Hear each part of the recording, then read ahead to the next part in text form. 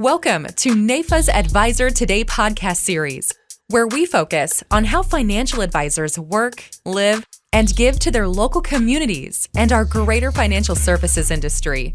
Now, let's get started with the show.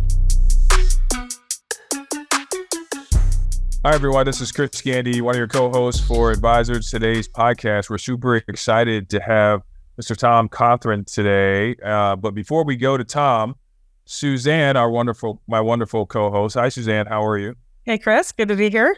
Wonderful to see you. You look very bright and excited today with the wonderful color. So do we have a sponsor for today's podcast? Yeah, we do. Today is sponsored by the NAIFA Quality Awards, or NQA. It is time to put in your application to get that NAIFA Quality Award. The deadline is August 31st. One of our big supporters actually of the NQA is Southern Farm Bureau. So I want to give a shout out to them and say thank you, Southern Farm Bureau. And I'm sure we'll hear a little bit more about them today as well with our guests. But until further ado there, Chris, I'll turn it back to you. Wonderful. So with no further ado, we welcome Mr. Tom Cothron. Many of you probably have seen him. He's had numerous roles within the leadership of NAIFA, and he's here today to share some insight, some opportunity, and really where NAIFA is going and some of the promises that we're looking to enhance and provide for everyone who's listening and follow NAIFA. So Tom, welcome to the number one downloaded, I heard the last week, podcast out there in one of the industries, somewhere in the vein. We're like number one, so that's super excited. So welcome. Wow. Cool. How are you doing this morning? I am doing wonderful. Excited to be here, and thank you so much for the invite.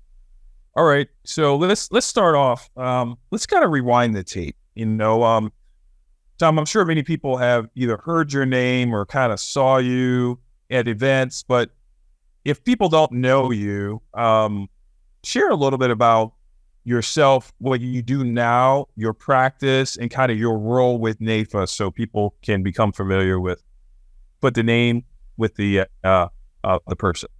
So as far as my practice goes, I'm an agency manager with Southern Farm Bureau, which is the second largest membership group inside of NAIFA. So we're proud of that and the support that Southern Farm Bureau offers NAIFA through their member support. But I'm an agency manager with them. I'm in the multi-line part of the industry, auto, home, life. And I've been with Farm Bureau now since March of 1984. The dates get a little bit mixed up, but right before my 25th birthday, I started with Farm Bureau, and I've spent the majority of my career here. I started in the industry a few days after my 20th birthday, April 1st, 1979. I think I didn't have enough sense to realize someone 20 years old doesn't normally succeed at this, but there's a kind of a story to that too. So. Yeah, how did you get into this? How did you get into this at 20 years old? So let me back up. When I think, whenever I reflect, my dad comes into the picture, and this is a story I'll continue to tell. But as a kid growing up, I heard my dad several times tell a story about his father passing away, only 54 years old, of a massive heart attack, and he left my grandmother in a new house that wasn't paid for, and he had no life insurance when he passed away. And I was just a kid. I mean, he passed away in 1962, so I was 3 years old. And as I grew up, when I look back and reflect, I remember Dad several times, and sometimes I get a little choked up talking about it, but several times Dad told a story about the humiliation of having to go to the bank and borrow the money to bury his dad. And growing up, I can remember back with my grandmother, I just knew that she was a waitress in a little restaurant, a little town in Florida, Mayo, Florida, a little small farming community. And I knew she worked as a waitress. I knew she ironed other people's clothes. She cleaned house. She did whatever she had to do to make ends meet. This was 1962, prior to the level of social services that we have now. And it didn't mean anything to me until I kind of grew and matured and realized that my grandfather dying without any life insurance created that lifestyle for her. He left her with nothing but loneliness. And she had to make ends meet. And so as I started to mature through my teen years and high school years, and, I started thinking that's something I can do. My dad really, I can't count the times he told me, son, when you grow up and you have a family, make sure you have life insurance to protect them. And it was just something that made an impression on him that never went away. So when I was 20, Dad had a friend that managed an agency that gave me an opportunity, and boom, that's it. That's the rest of the story. And I did life insurance only for about 4 years before I started with Farm Bureau in the multi-line. That's the area I wanted to be in to handle the I wanted to be able to handle the multi-line part of the family's insurance. And so I started with March 1, 1984, and been with Farm Bureau ever since in the multi-line part of the industry. Well, congratulations, Tom, on just the stewardship and the continuous focus on making a bed and then laying in it, right? I think one of the things is we look to individuals like yourself, the young professionals out there, and they say, hey, if I could be like someone, who do I want to be like? And I think you've set an example. So let's talk about the struggle, right? So when you first start off at super young, what did you struggle with the most that just kind of you couldn't get through your head? You're like, what is it that your largest struggle as you started to kind of make your way and make progress in the business? Well, you struggle with the no's. I didn't struggle. Fortunately, I was in a community where I'd grown up. I was active in athletics, so I was well known in the community, and I could just about go to anybody in town and talk. And here again, I didn't have the realization that 20 years old was really young to be in this industry, but I really believed in what we do. I believed in the product. I believed in my tagline on my email, protecting lifestyles since 1979. That's really what we do. And I lived a real story, being able to relate what I saw my grandmother go through and the stories my dad would share with me. And I was successful, did well. And the struggle though is keeping the funnel full and activity, and but I did okay from the very beginning. So, but you mentioned the fact that there was a decision at some point to go from just doing one product to the multi-line platform. Yeah. So share with us a little bit about that thought process, and then what ultimately helped you make that decision, because that's a pretty decisive decision, right? It's not like, hey, one day I woke up and I want to be a multi-line agent versus being a agent that does assets under management or whatever it may be. So how did you make people kind of go vice versa, right? They start really in the PNC and add on life, but yeah. Let's put this in perspective. I mean, this is 1984, and in that day, bankers did banking, stockbrokers did stocks, and life insurance agents did life insurance. It wasn't like it is now. So you didn't have the what would you call it, the mixture that you have now. And so I've told this story. It's an easy answer. My dad was a State Farm client, and Dad's State Farm agent could have called him and had my dad do anything he wanted him to do. Had he ever bothered to call my dad to talk to him about his life insurance or anything else, Dad would have been responsive and probably followed his advice. But he never called, never made that call. But I knew in my house, my dad's house, the insurance person in the family was the State Farm agent he had his home and auto with. And so I quickly realized that, you have the home and the auto, which we call a demand product, and you're always talking to people. That funnel never dries up. You just have to be able to cross over. Here again, it's in a world where it was more niched back then. It was more, you didn't have, the independent world wasn't as prolific as it is now. And I knew that I wanted to be where I could handle someone's insurance, whether it be their personal insurance or their auto or their home. That's how that transition took place, and recognizing that that's the part of the industry I wanted to be in. And I started approaching Farm Bureau. And because I was young, they really wouldn't give me an opportunity for a while. And finally, when I was 24, they opened the door and I came in, and the rest is history.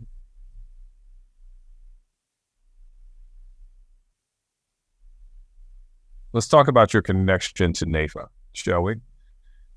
So tell us a little bit about how you got involved in NAIFA, and then let's talk about your first journey through NAIFA. And we'll talk about that, and then we'll come back to say the second journey. The second time is always better than the first, the sequel. But talk to us a little bit about how you got connected to NAIFA and kind of your journey as you from your perspective. So it all starts out, there's different segments of it, but I'll go all the way back to 1980. Started in the business in 79. And back then in my hometown of Palatka, Florida, we had a local chapter, and I got invited to a meeting, and a gentleman named Art Ginn was the guest speaker that day. Now, Art Ginn was with New York Life, and in the little town of Palatka, Florida, he was the leading New York Life agent in the country for that year. So he was an honored guest speaker, and he talked about our industry. He talked about what at that point in time was NAILU, and he talked about the value of what we do, how we protect families. And here again, to go back to an example of my dad was a pastor, and that he was the type that participated in the process. And by that, I mean, there's different denominations have conferences, and Dad never was a spectator. He participated in the process. He participated in the conferences. He set that example of not just being a bystander, of being a participant. Well, in 1980, I'm just a kid trying to figure out how to do this. And, but the message that Art Ginn relayed rang true with me. And I realized that's an organization I want to be with. And I maintained that until I moved in 1986. Farm Bureau named me as an agency manager in a little community close to Tampa, Brooksville, Florida. And there was not a chapter there. And so there was a void in that for a little bit of time. And then I came up into Ocala in 1991 and got involved in the local chapter there, and just basically responded when I was asked to serve. I was asked to serve on that board, and I was asked to serve as president, and I did in 1995, and then a second time in the 2000s. And that's really where things launched. In 1995, I was president of the local chapter. When I came back in the second time, a good mentor of mine, a good friend, Vinny Mazurko, came to me and said, we need someone that could come in and just step right in at president. We had a situation where our incoming president passed away suddenly. It was tragic, very young man. And so I stepped in as the president, didn't go back through the chairs, and organized the group that year. We had a blowout year, platinum membership, and that attracts attention. You know, when you have a good year. And our CEO, Herb Morgan, came to me and said, Tom, we'd kind of like for you to run for the state board. Okay. And then, hey, Tom, we'd like for you to maybe run for state president. Okay. Hey, Tom, we'd like for you to maybe consider being a national trustee. Okay. And then in 2015, I was, the thought was I would run for secretary, and the timing wasn't right. And so that kind of got moved off the radar. And oddly enough, still, I served on the NAIFA 2020 task force and stayed involved. I reverted back to Florida, served as the national committee person at that time, and served on the National Finance Committee. So I kind of stayed in the game, so to speak. And I'd get a call. You know, the governance committee, when we kind of changed over, part of their process is to solicit qualified candidates for positions. And I'd get asked about, you know, how does secretary look? And I'd always, the timing never was right. And then in 2021, I hadn't received a call for a couple of years, and the phone rang, and man, it really hit me. Wow, this to circle back. I committed to pray about it, talked to my wife, there never was a check in my spirit about this is the time to do it. And here we are. So just basically responding with a yes when asked to serve, never have really gone out searching for it. It's just kind of, here again, participate in the process instead of being a bystander. Following that example my dad said, you participate in the process. We have a lot of people that ride in the wagon and very few that pull it. In the industry, everybody in this industry rides in our wagon. Those that pay our dues pull the wagon. And then even inside of our organization, we have a few people that do the body of the work. And a lot of our members ride in the wagon, and thank goodness for them. They support us. But we have just a few people that do the work. And that's just always been committed and convicted about being a part of the process, not just a bystander. So, Tom, why was now the right time to say yes to this? Like, what now do you see in NAIFA? I mean, because you were, and I know we've talked about this, you're kind of, you've been part of the process, but it's a vastly different NAIFA. So you want to talk a little bit about what you see NAIFA doing now? Well, we've changed a lot in that, QME changed a lot of things, and we have many challenges. The industry has challenges, and, it was like a double dog there that when the word says, we need you, what do you do with that? And I thought I was good. I mean, I was good. I mean, I'm happy and in the twilight of a career. And but when somebody says we need you, so I committed to pray about it. And there just never was anything that made me think this isn't the time. And we have a lot of challenges. I mean, we talk about our challenges, and the industry has challenges. I mean, the changes that we see going through so many places, we have, I just believe in what we do. I mean, in this industry, what we do is magic, and we're able to do things nobody else can do. We do protect lifestyles, whether it be through being able to make someone whole when they have a loss at their home or their automobile, or when a premature death. I mean, the difference in a family's lifestyle changing versus being able to continue. So I just believe in what we do. I believe without us, I keep using the word industry, but our profession would be vastly different. I mean, you look back at the history of NAIFA, we've been in the room with every important thing that's ever happened in this industry. Go back. I mean, I'm a fan of NAIFA history, and we have been in the room in some monumental occasions. And as I work through the system, I'm going to make sure our members hear about that, because I think it's important to know our history. I think when you get away from it, you don't talk about it enough, then you run the risk of forgetting it. And we don't need to do that. But nobody compares to what we do.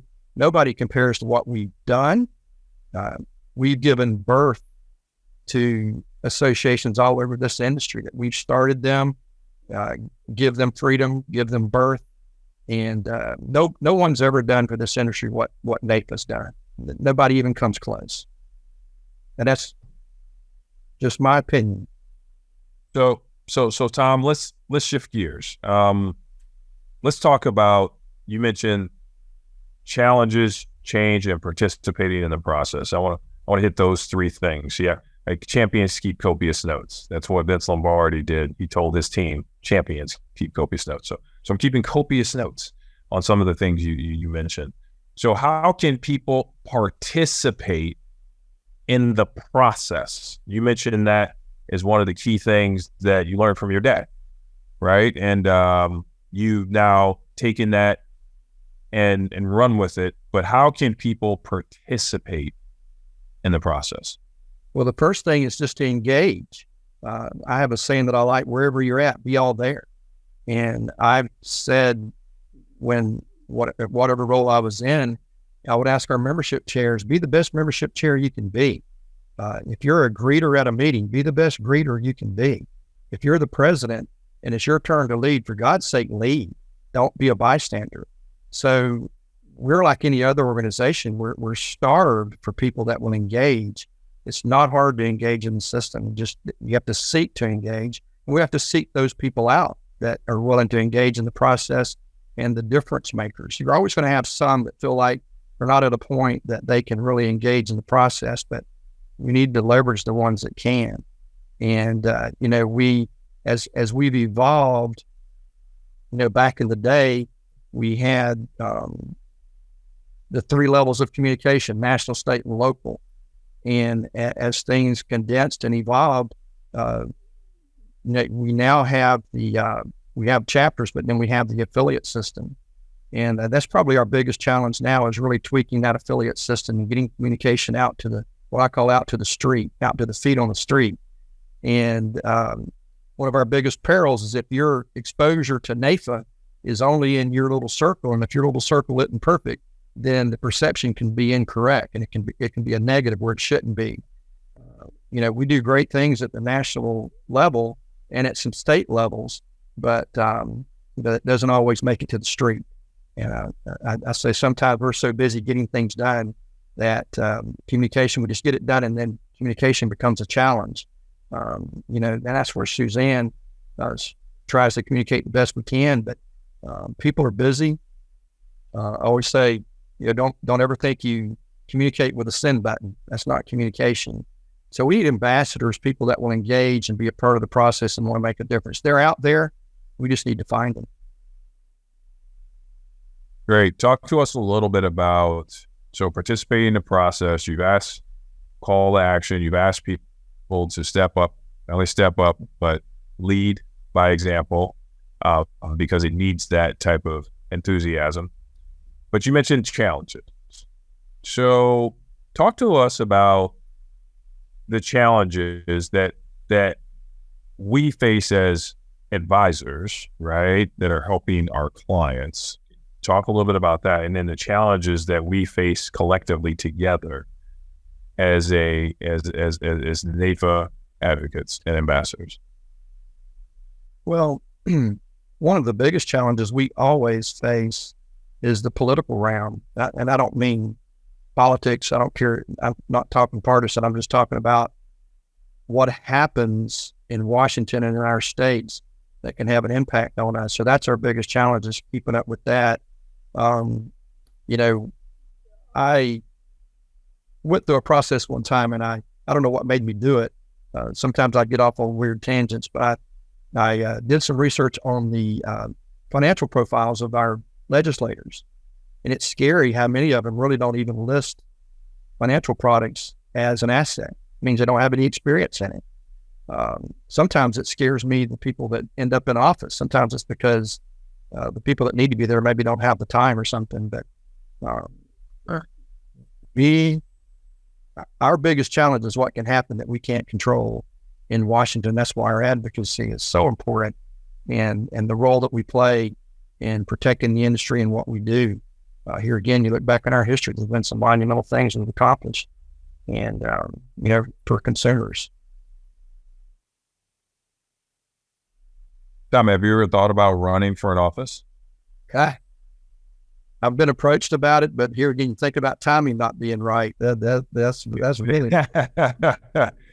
I was going to say, it sounds like you're positioned well. You articulate messaging well. Did you learn that from your dad?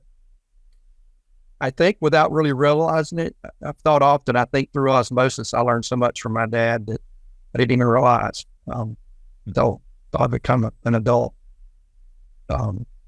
Little tidbits.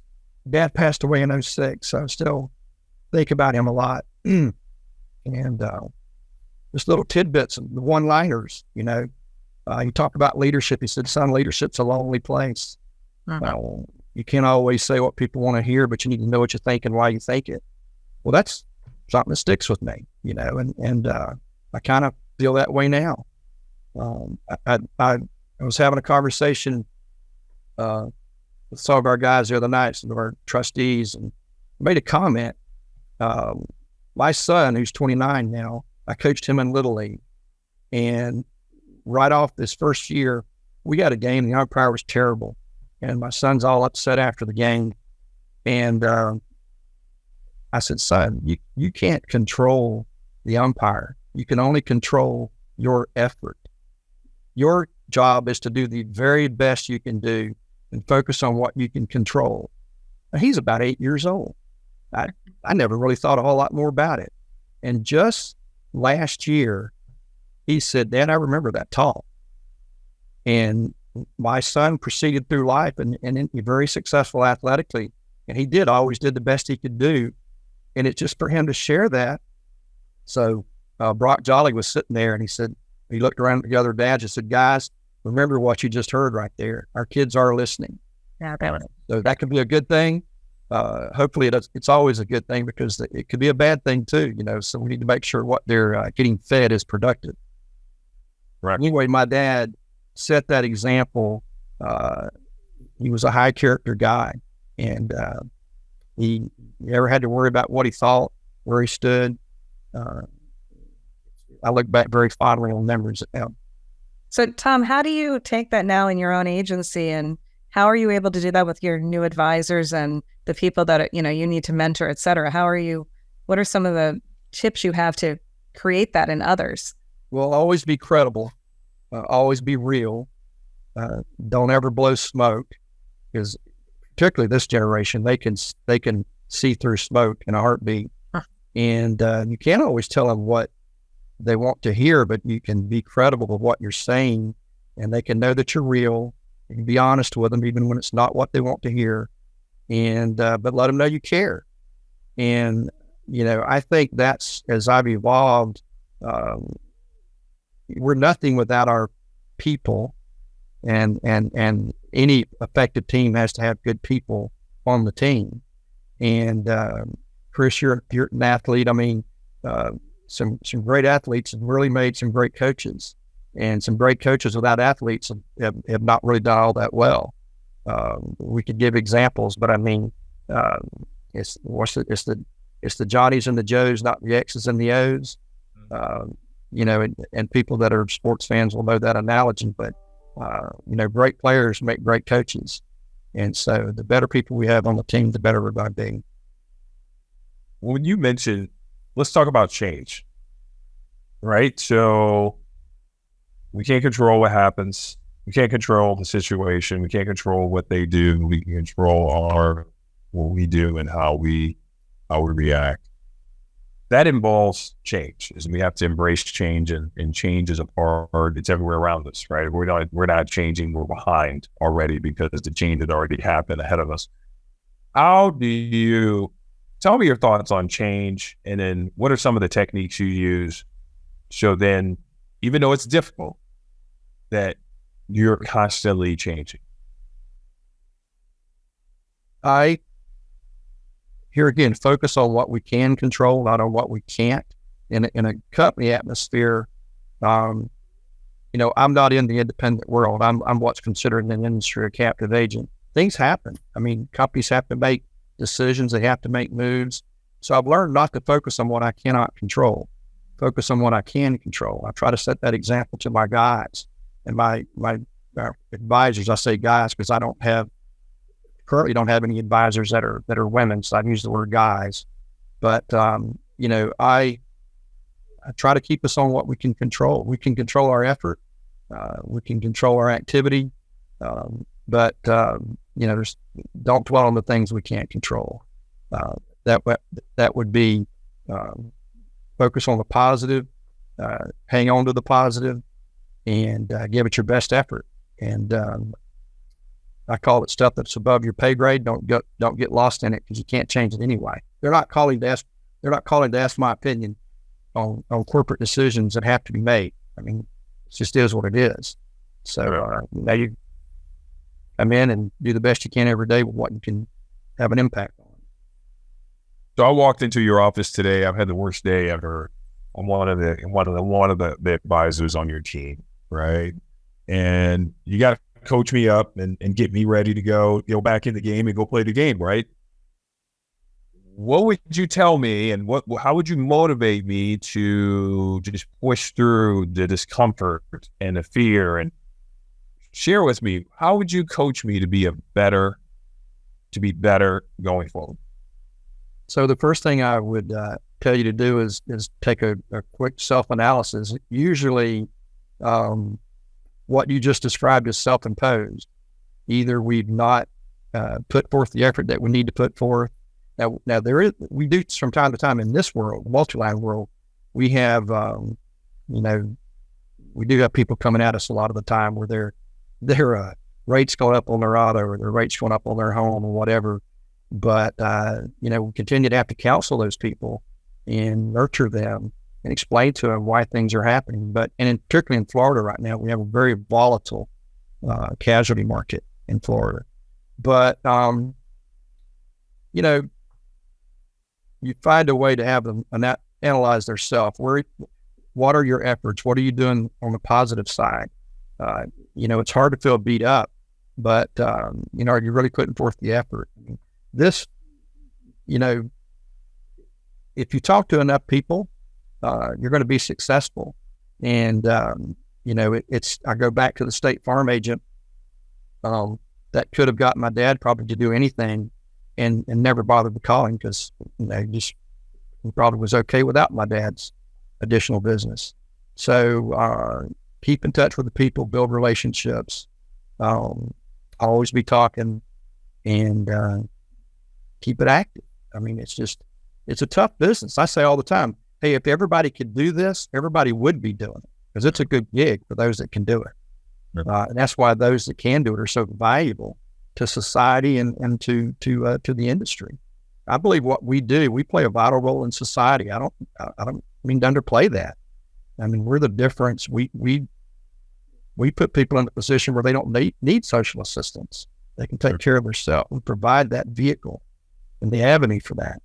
So let's focus on what we can do, not what we can't. You've been in a management position for some years, right? You've seen people make it and you've seen people fail, right? What would you say are the key ingredients that lead to success? Coach Cothron. It's activity. There's prospecting and relationships, and then there's everything else. I heard Joe Jordan the other day. Joe came in and Zoomed in for a meeting with us, and he said there's prospecting and everything else. Well, it's prospecting, relationship building, and everything else.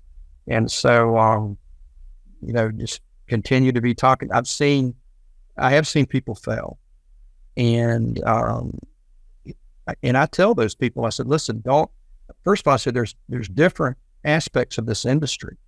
There's different niches that people can get into. So, if you're not good at one, try another. I think one of the keys to success is kind of find your niche, and then don't try to do everything. Try to do what fits your passion. And so it's not simple.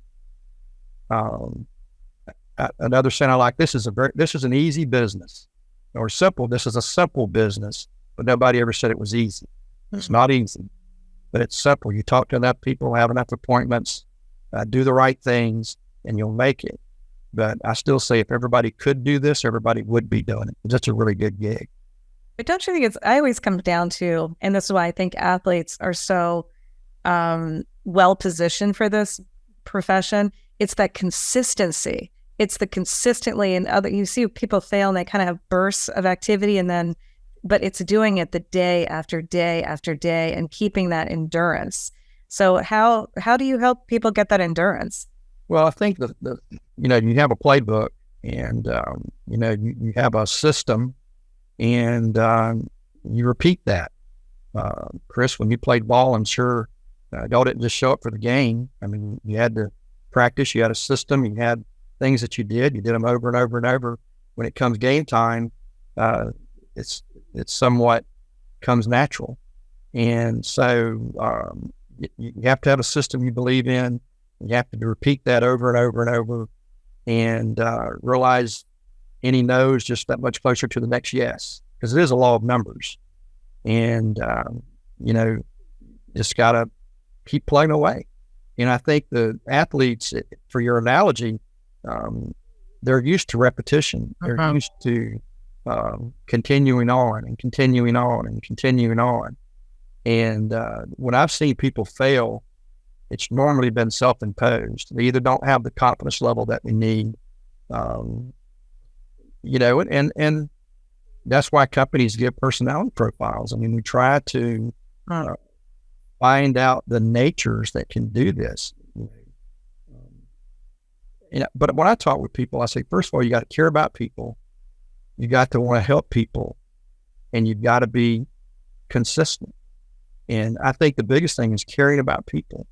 If you really realize what we do, then you kind of go on a mission, and you want people to be protected. You don't want, I've seen all sides of it. I've seen scenarios where there's a proper program in place and the difference that makes. I've seen it in my own family, the difference of when my grandfather passed away and the life my grandmother lived and the life my mother lives because of the belief my dad had in our products. We set up a program for him. He was one of my first clients. And I laugh at my dad. Dad never made much money as a pastor. But he was a master budgeter. And let's say the line, I said, my dad, they said somebody didn't have two nickels to rub together. Dad did, but he knew where both of them were all the time. And he was able to use the old Ben Feldman process, and we turned pennies into dollars. He was able to budget a life insurance policy. He budgeted annuities. He budgeted things that he was able to take those pennies and create dollars. So that his death, my mom, she didn't have the problems that my grandmother had. She was good. She did what she wanted to do when she wanted to do it. She didn't have pressure to get out and go to work. She was set. And it's through our products that we were able to do that. Give us a little bit of insight on kind of what's ahead for NAIFA. You mentioned obstacles with government laws, rules, regulations. We also have that same kind of space happening at the local and state levels. We have companies changing their distribution models. It's happening for so many people that are listening to this. Why would you say that getting involved with NAIFA helps you kind of navigate some of those things? Again, you can't change those things, but those are things that are happening. And then where do you see NAIFA going in the future? Because for our young aspiring superstars out there, they're like, okay, where's this organization going, and why do I want to stay connected to this type of organization? Those are two-pronged questions. Sorry. Well, I'll use my own analysis. When I started out, people don't start out in this industry seeking out advocacy. You start out trying to figure out, how do I even get this done? And then you cross a bridge. You cross the bridge from being in this business to where you cross a bridge to where now this business is in you. And, you've made it. You realize it's always going to be a challenging career. But now you're into the advocacy because you understand the delicacy of what we do and how quickly it can be affected, either at the state level or the national level. And so I believe our biggest challenge continues to be communication to the street level. One of the first things I noticed when I came, my first meeting back in December of 21, before I was inducted as secretary, I looked at the membership totals, and only 25% of our members were part of a chapter. 75% are in these affiliates. And if they're not getting anything from their state or from national, they're not getting anything at all. That's our vulnerable group. And there's been a lot of effort and work trying to tweak that over the last couple of years. But we've got to somehow communicate to the street. And when I say the street, I mean the advisor on the street that's maybe doesn't have the luxury of a local chapter in their area. We continue to try to work on that and improve that. We've made tremendous leaps and bounds and improving that. We still have a long way to go.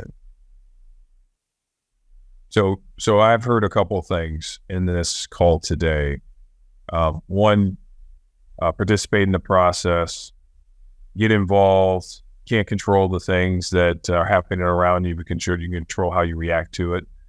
Activity is a necessity, right? And then also, your ability to stick with it, right? Obviously, you stuck with it and listen to the calling. You mentioned the fact that it was the calling, and they called you, but it was time.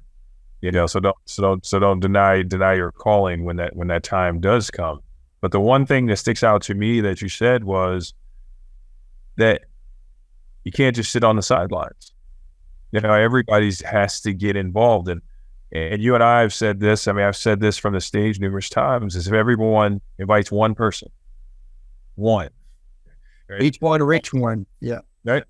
The one thing, if everybody brought to a conference or to NAIFA one person every year, how much more robust would NAIFA be with so many different unique opportunities, and how much more people would be involved. So thank you for your service and your continuous effort on leading the charge for the narrative of change. We're going to move to Suzanne. Do you have any other questions before we move to? I was just going to tell you it's time for the lightning round. So I think we are in sync. This speed round. Yeah. Great minds think alike here. Should I be nervous? We kind of vibe together. No, this is fun. I don't get nervous that easy. But I take that back, guys. I always say one list. I do have one question. Tom, what's the story on the ring? It's Caleb. I want to know your ring. Yeah. So that's a $1 million club. So the first year you qualify, it's a production level club. You get the ring with the diamond and the crown, and then every year you requalify, you get another diamond until you fill it up. So wow, that is one of the rings. So yours is full. So you got what? Two rings, 3 rings? No, you graduate from a ring to a Rolex. So after that, yeah. So nice. Who knew? All right, got some bling bling there. That's great. That's awesome. Well, we have one of those ring thingies. That's kind of cool. Yeah, so you probably have one of those NBA rings. I see a lot bigger than that. No, mine's actually, it's on my desk because I just came back from one of our conferences. So I actually saw that. Congratulations, number 1. Congratulations. I have one with the diamonds. So it's kind of cool to kind of see it kind of fill up on its own. Number 1 rep for One America. Congratulations. Yeah, we're running for 4 years. We're trying to bring home a 5th championship here. This is like sports for me. It's see how many championships we can win in a row. So try to build a dynasty. So, but it's your world. We just live in it. So let's move to the lightning round. Suzanne, do you have some sound effects? I don't know if we have sound effects, but one day. Tom, this is how this works.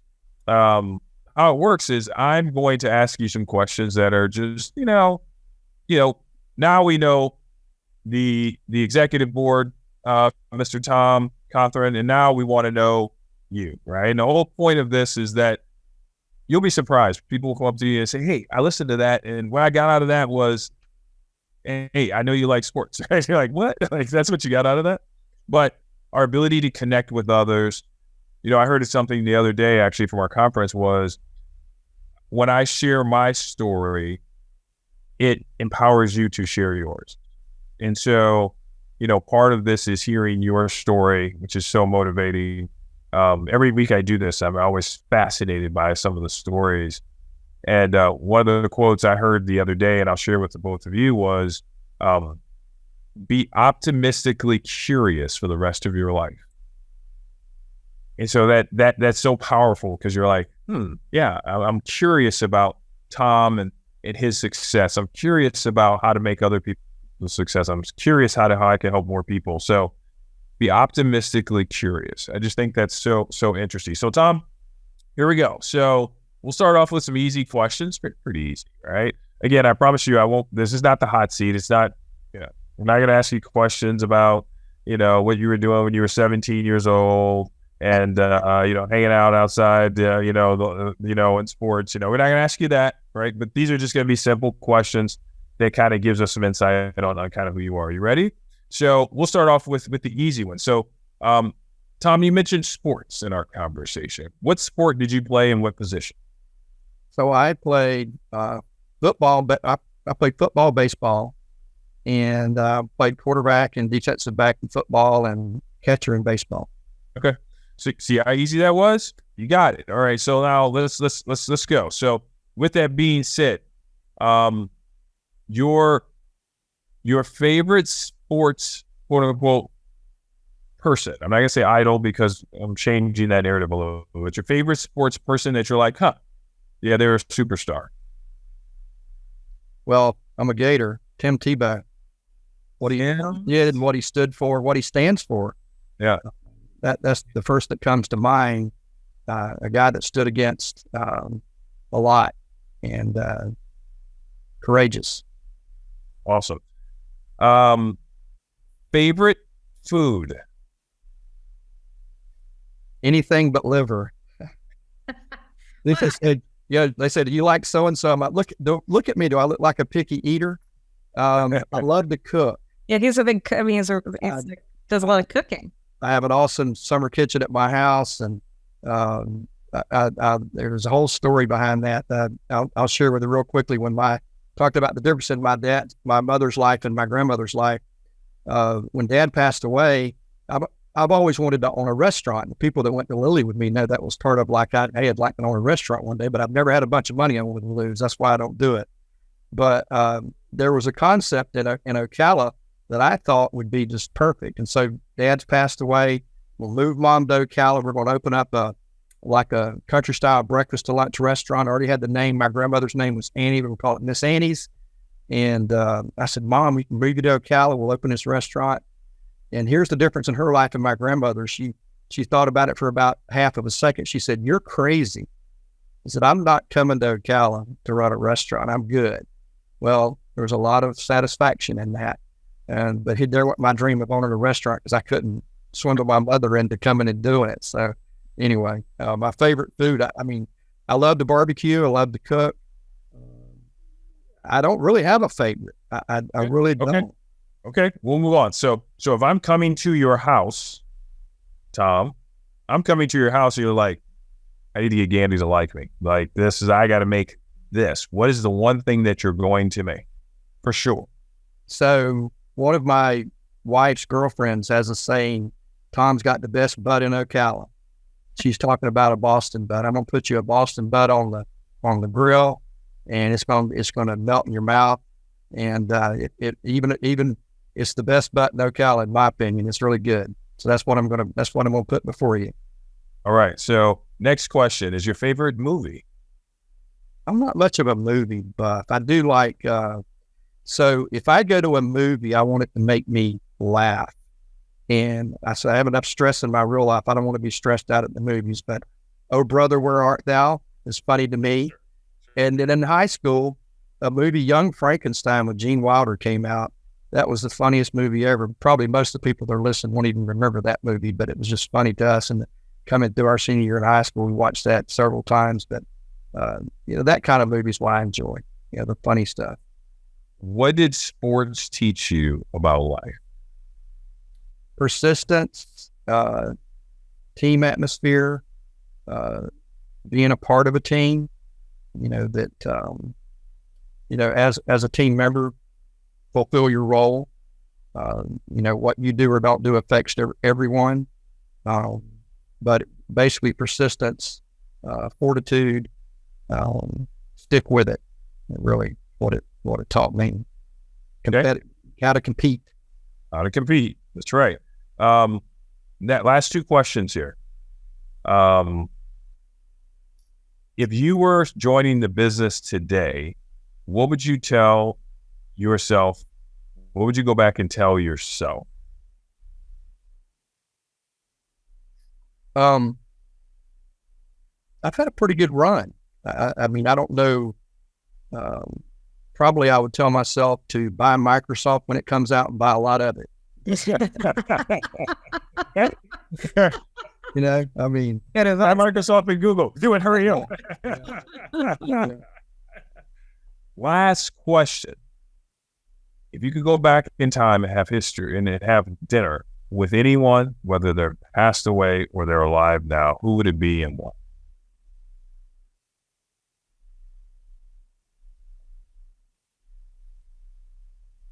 Be my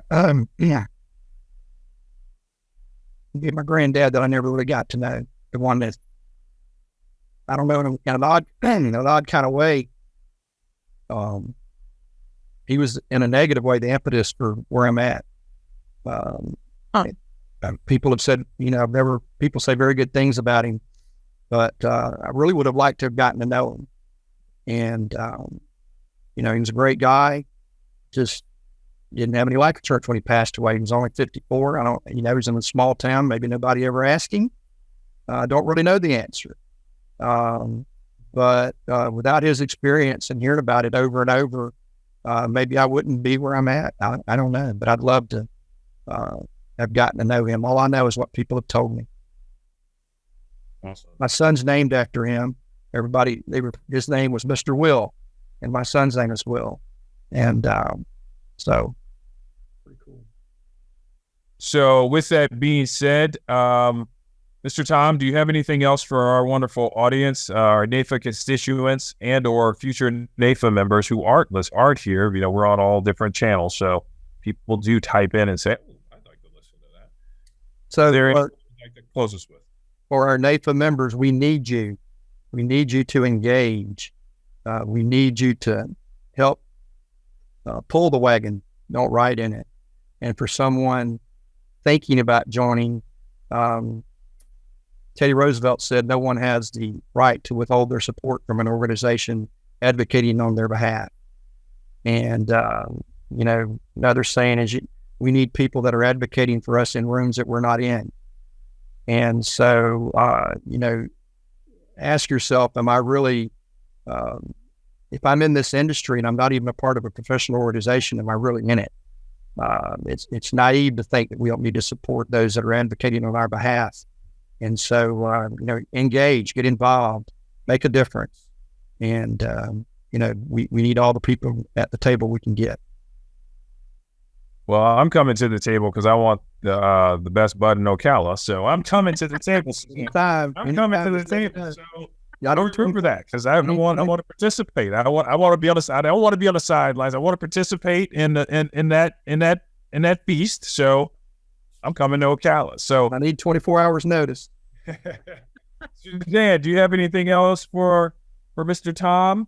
I was just going to say, Tom, thank you so much for serving, for answering that call, saying yes. I think you're a great inspiration to so many people that are looking for that structure and that consistency and want to buy into something that you're doing as a profession, but really as a legacy. So thank you for that. So they've been served in the industry and with NAIFA. It's a humble honor and experience for me to be doing this. Suzanne, real quick, do you just want to mention again that nominations are open really quickly, and then I'll close this out? NAIFA Quality Awards are still open, as well as actually all of our awards are open until August 31st. So please put in your nominations for under 40, any of those types of things. NAIFA Quality, we'd love to see your name up there in lights that we'll all announce at our National Leadership Conference this year, December 3rd through 5th. And thank all of you for participating in the podcast. We wouldn't be able to, we launched this about a year and a half ago, a little over a year ago, and we're super excited. We have a great following. We want to thank our guest, Mr. Tom Cothron from the executive board. So you can reach out to him and connect with him, but he mentioned a couple of things, and I'll just highlight this before we close, is that, participate in the process. You can't sit on the sidelines and expect that things will happen and things will change. And you can learn so much by observing others and their continuous commitment to the organization. And activity is the cure of all odds. And go see Tom if you want to get to the best bud in Ocala. So with that being said, thanks for tuning in to Advisor Today's podcast, where we uplift and promote the industry as a whole, but ultimately for you to make you a better advisor and a better person as a human. Thank you so much for participating. We'll see you next week. Thanks all. Thanks, Tom. We appreciate you. Thank you. Take care. Thanks for joining us for NAIFA's Advisor Today podcast series. Make sure to subscribe to get future episodes. And if you're interested in coming on the show, let us know.